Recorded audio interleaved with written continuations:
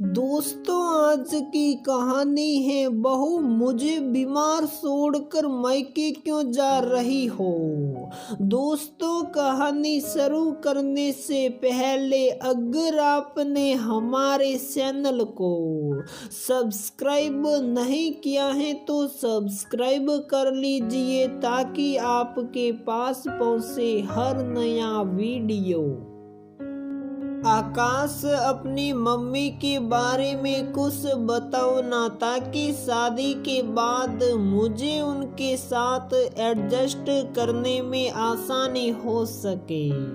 अरे श्रुति, मम्मी की तरफ से तुम बिल्कुल निश्चिंत रहो, वो तो बहुत प्यारी और सीधी सादी हैं। उनके साथ रहने में तुम्हें कोई प्रॉब्लम हो ही नहीं सकती। आकाश की बात सुनकर श्रुति मुस्कुरा दी, लेकिन फिर भी उसके मन में उथल पुथल मची थी। अपने घर में ही उसने सास बहू के इतने ड्रामे देख लिए थे कि सासू माँ के नाम से ही उसे थर थराहट होती थी। श्रुति की मम्मी और दादी के बीच हमेशा तनाव रहता था।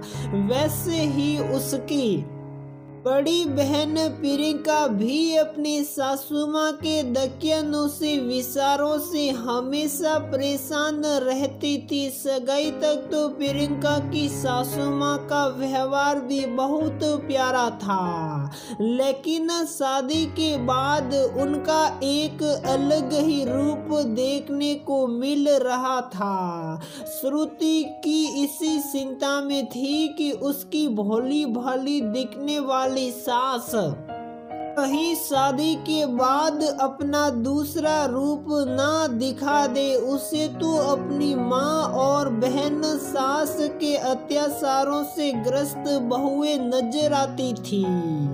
ये सब उदाहरण देख सुनकर उसने भी अपनी होने वाली सासू माँ की एक छवि अपने जहन में बैठा रखी थी, जो हर बात में टोका टाकी करेगी और उसके कामों में नुक्स निकालेगी। जो आकाश अभी उसके आगे पीछे फिरता है, शादी के बाद वो भी अपनी माँ के बहकावे में आकर उसमें कमियां निकालेगा। लेकिन अब शादी तो होनी ही है और सासू माँ के साथ भी रहना ही पड़ेगा।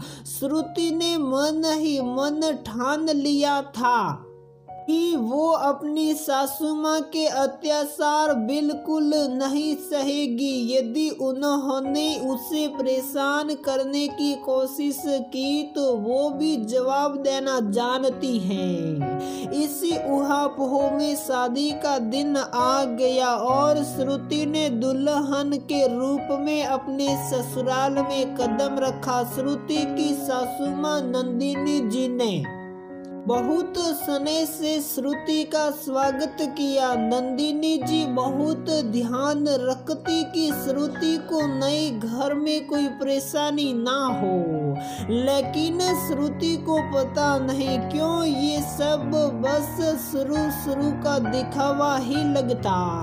श्रुति घर के सारे काम करती, लेकिन खाली वक्त में थोड़ी देर नंदिनी जी के पास बैठने के बजाय अपने कमरे में जाकर अपनी मम्मी या दीदी से फोन पर बातें किया करती थी। एक दिन नंदिनी जी की तबीयत ठीक नहीं थी।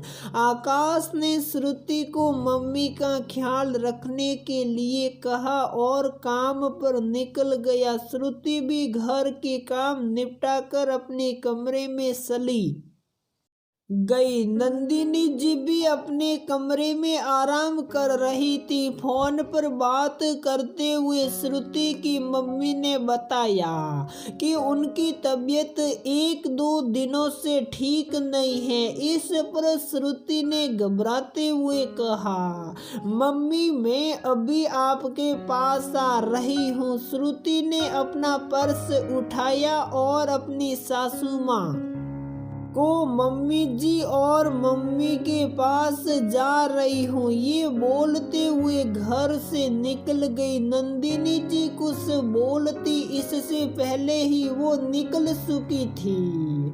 श्रुति का मायका थोड़ी दूर पर ही था, इसलिए वो 2 घंटे मम्मी के पास रुककर रिक्शा में वापस आ रही थी। इधर नंदिनी जी पानी लेने के लिए रसोई में जा रही थी कि ब्लड प्रेशर कम होने के कारण चक्कर आ गया और वो आंगन में ही गिर पड़ी। घर आकर जब श्रुति ने उन्हें गिरा हुआ पाया तो बहुत घबरा गई। उसने जल्दी से नंदिनी जी को उठाया और बिस्तर पर लिटाकर दवाई दी। सबसे ज्यादा डर तो श्रुति को इस बात का लग रहा था कि कहीं आकाश के आने पर सासू माँ उसकी शिकायत ना कर दे।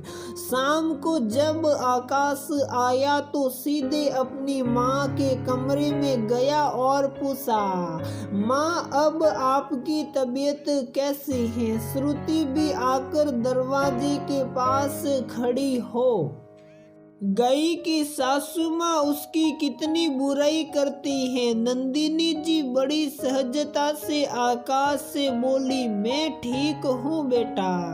नंदिनी ने मेरा बहुत ख्याल रखा और मुझे दवा भी दे दी। आकाश माँ की बात सुनकर संतुष्ट हो गया और श्रुति की ओर प्यार से देखा। श्रुति की नजरें शर्म और गल्लानी से झुकी जा रही थी। आकाश के कमरे से जाने के बाद श्रुति झिझकते हुआ नंदिनी जी के पास गई और बोली, माँ जी वो मुझे माफ कर दीजिए, मैं आपको इस हालत में छोड़कर अपनी मम्मी के पास चली गई थी। मुझे पता नहीं था कि आपकी तबीयत इतनी खराब है। नंदिनी जी ने श्रुति का हाथ थामते हुए कहा, कोई बात नहीं बेटा, जिस तरह आकाश को मेरी फिक्र है उसी तरह तुम्हें भी तो अपनी माँ की फिक्र होती है ना। मैं नहीं चाहती कि मेरे कारण मेरे बहू बेटे के बीच मन मुटाव हो। बेटा मैं तो बस इतना चाहती हूँ कि इस परिवार को भी तुम दिल से अपनाओ, क्योंकि एक बहू ही खुशहाल घर की नींव होती है। हाँ माँ आप सही कह रही हैं, जब बेटी को अपनी माँ प्यारी हो सकती है तो सासू माँ क्यों नहीं।